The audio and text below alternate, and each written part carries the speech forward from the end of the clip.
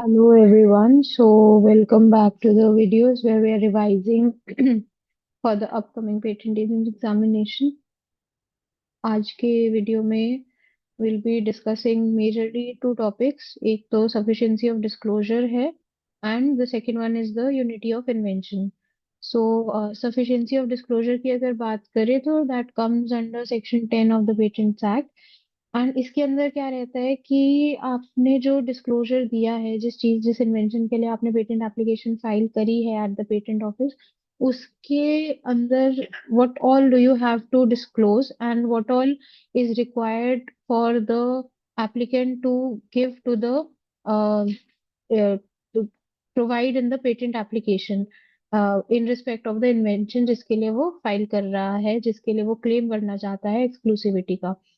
तो अब sufficiency of disclosure कहते हैं हम इस चीज को कि द डिस्क्लोजर जो आप डिस्क्लोज कर रहे हो with respect to invention it should be sufficient, exact, मतलब सारा इंफॉर्मेशन आपको बतानी है, डिस्क्लोज करना है जितना भी इंफॉर्मेशन आपको पता है उस टाइम पे उस पर्टिकुलर इंफॉर्मेशन का जब आप उसको फाइल कर रहे हैं, ताकि ये चीजें इंपॉर्टेंट होती हैं for the enablement as well as finally defining the claim of the invention. And also जब किसी और को रिक्रिएट करनी है वो इन्वेंशन तो वो इस डिस्क्लोजर को पढ़ के रिक्रिएट कर पाए। और एल्स जो हम पेटेंटेबिलिटी के तीन क्राइटेरिया के अंदर जो बोलते हैं, नॉवेल्टी, इन्वेंटिव स्टेप और केपेबिलिटी ऑफ इंडस्ट्रियल एप्लीकेशन, तो जो वो केपेबिलिटी ऑफ इंडस्ट्रियल एप्लीकेशन है वो आपका डिस्क्लोजर से आती है।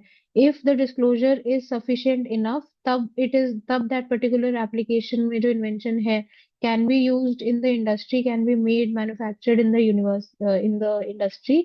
हाउएवर अगर वो सफिशिएंटली डिस्क्लोज नहीं है तो एक तो वो ग्रांट के टूवर्ड्स जाएगी ही नहीं, दूसरा वो इंडस्ट्री में यूज नहीं या मैन्युफैक्चर नहीं की जा पाएगी। ठीक है।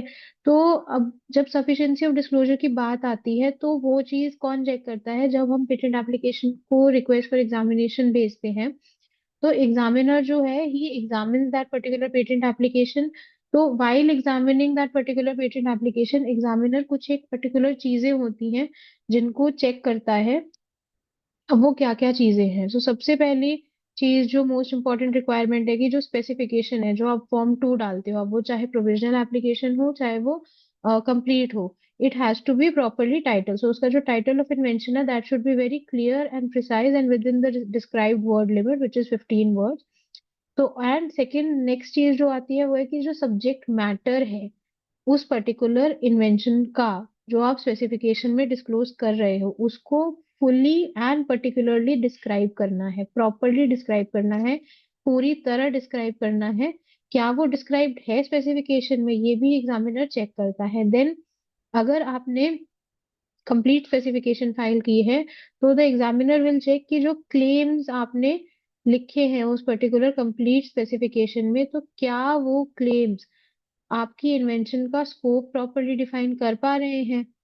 Then he will also check कि जो स्पेसिफिकेशन में आपने डिस्क्लोज किया है, जो डिटेल डिस्क्रिप्शन दी है आपने एप्लीकेशन अपने इन्वेंशन की, वो डिस्क्राइब करती है आपका best method of performing that invention. Best method of performing that invention का मतलब ये है कि उस इन्वेंशन को रिक्रिएट कर पाना, उस इन्वेंशन को बना पाने का बेस्ट मेथड, मतलब वो चीज इन्फॉर्म हो रहा है, परफॉर्म जिस वे से वो मेथड को, जिस वे से उस इन्वेंशन को यूज करना है या जिस वे से उस इन्वेंशन को बनाना है, क्या वो स्पेसिफिकेशन सफिशिएंटली डिस्क्राइब कर पा रही है। So it has to be the best method that is known to the applicant at the time of at that time.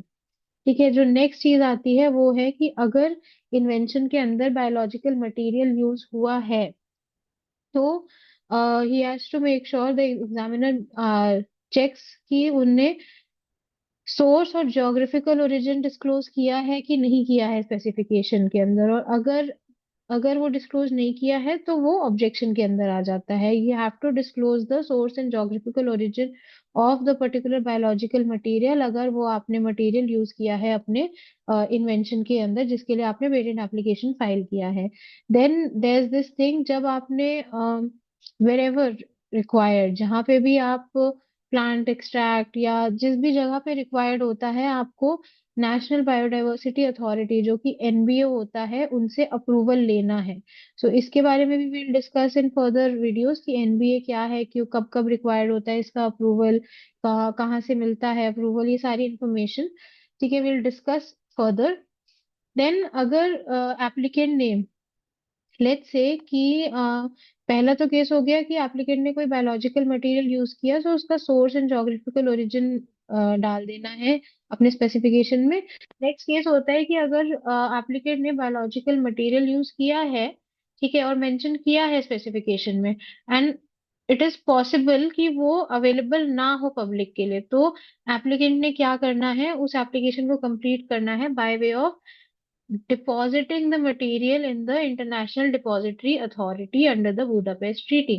कोई भी authority which is recognised as an international depository authority, वहां पे जाके हमारे एप्लीकेंट ने, जो हमारे inventor applicant हैं, they have to submit the material with the biological material which they have mentioned and which may not be available to the public.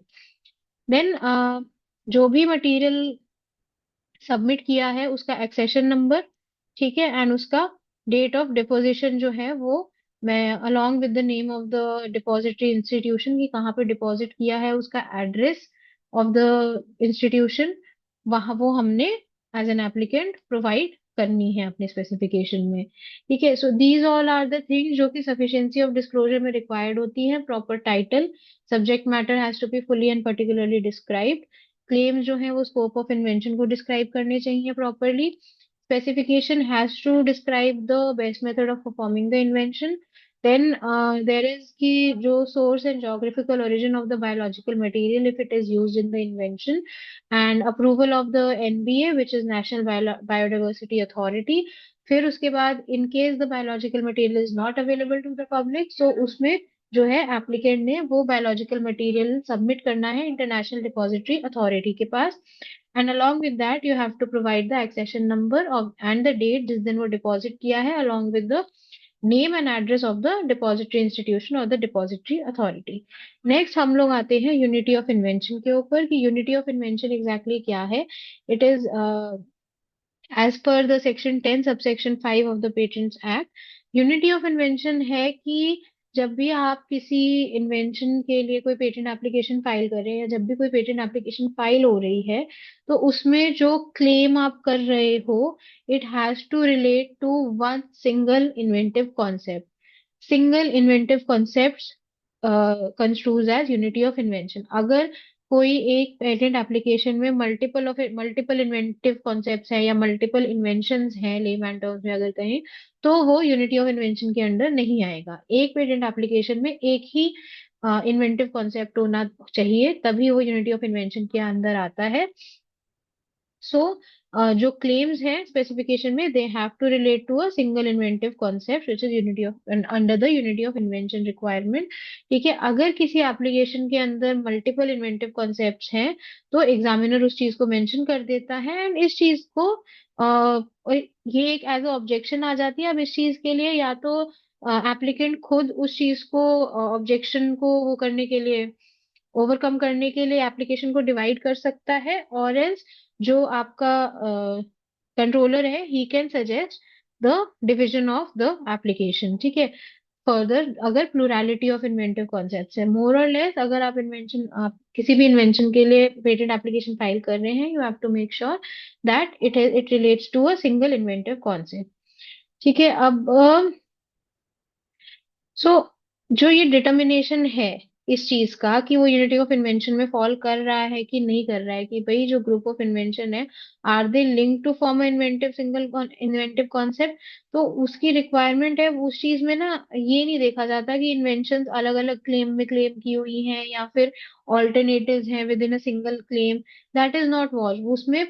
Basically exactly देखा जाता है कि वो क्या दो क्लेम्स भी हैं, अगर वो मिलके एक ही सिंगल इन्वेंटिव कॉन्सेप्ट बना रहे हैं तो ठीक है, बट अगर वो मल्टीपल इन्वेंटिव कॉन्सेप्ट बना रहे हैं तो वो नहीं आएगा यूनिटी ऑफ इन्वेंशन के अंदर। तो हमें ये नहीं देखना कि क्लेम दो लिखे हैं, ज्यादा लिखे हैं, कम लिखे हैं, या फर्स्ट क्लेम में कोई एक इन्वेंशन है, दूसरी क्लेम में दूसरी इन्वेंशन है, तब भी वो यूनिटी ऑफ इन्वेंशन में आ जाएगा। क्यों क्योंकि पहले क्लेम ने अपनी अलग इन्वेंटिव कॉन्सेप्ट है, सेकंड क्लेम में अपनी अलग इन्वेंटिव कॉन्सेप्ट है, ऐसे नहीं देखा जाता।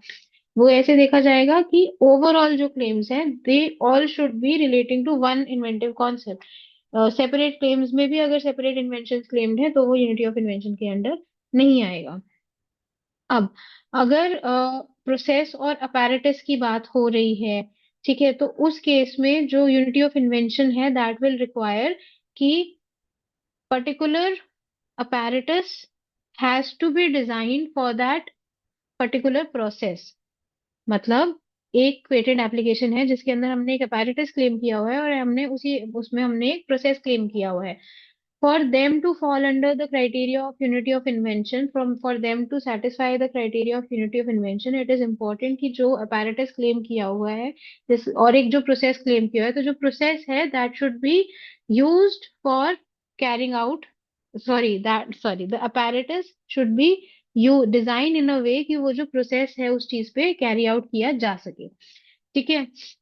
ऑल्सो जो मैंने अभी थोड़ी देर पहले बोला कि मल्टीपल इंडिपेंडेंट क्लेम्स अगर हैं, डिफरेंट कैटेगरीज के independent claims, they can relate to a single inventive concept, but अगर वो अलग अलग इन्वेंटिव कॉन्सेप्ट से रिलेट करेंगे it will not be allowed, it will not be considered under the unity of invention. तो एक application में एक सिंगल इन्वेंटिव कॉन्सेप्ट से रिलेट करने वाले इंडिपेंडेंट क्लेम्स बनाए जा सकते हैं।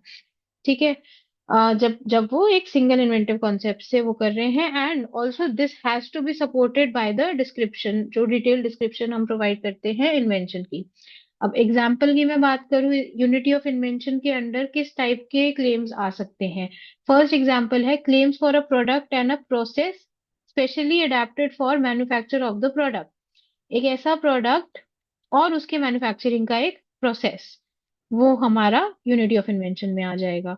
ठीक है। सेकंड हमारा आता है for a process and apparatus और means design for carrying out the process. कोई ऐसा मींस या कोई ऐसा अपैरेटस जिसको यूज करके वो प्रोसेस कैरी आउट करना है, that can also be under unity of invention.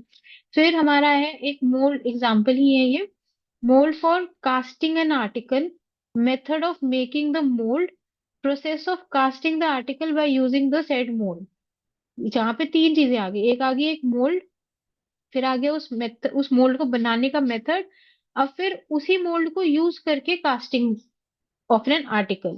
सो ये भी एक सिंगल इन्वेंशन में आए, सिंगल इन्वेंशन के अंडर फॉल करेंगे क्योंकि these are all relating to a single inventive concept. Then we have a locking system जिसमें कंटेनिंग प्लग एंड सॉकेट, जहाँ पे सेपरेट इंडिपेंडेंट क्लेम बन सकता है। एक क्लेम आपका प्लग का बन सकता है और एक क्लेम आपका सॉकेट का बन सकता है, एंड इन सबको एक सिंगल इन्वेंटिव कॉन्सेप्ट के अंदर ही आएगा।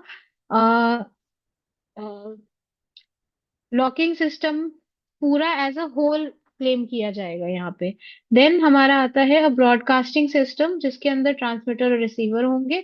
So this will also fall under unity of invention. Next example is कि अगर एक इन्वेंशन एक new type of spray bottle से रिलेट कर रही है, तो दो चीजों का क्लेम कर सकते हैं उसी यूनिटी ऑफ इन्वेंशन के अंडर, कि एक तो स्प्रे बॉटल इटसेल्फ जो कि एक प्रोडक्ट है, and the method of manufacturing that particular spray bottle जो कि एक प्रोसेस है।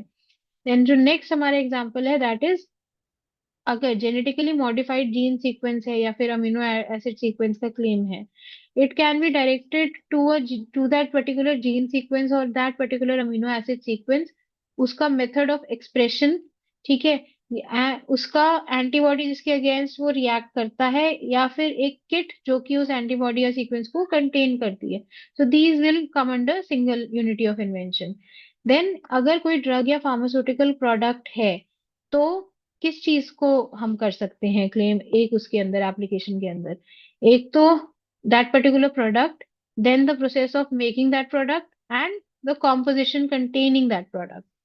So these are the examples which fall under the unity of invention part when it comes to patent application. So this is it for this particular video. In the next video, we'll be discussing about the report of examiner, जिसको हम first examination report भी कहते हैं, which comes after the examination has been conducted at the by the examiner at the Indian Patent Office. So this is it for the video. Thank you for joining. Uh, Bye and all the best to all. Thank you.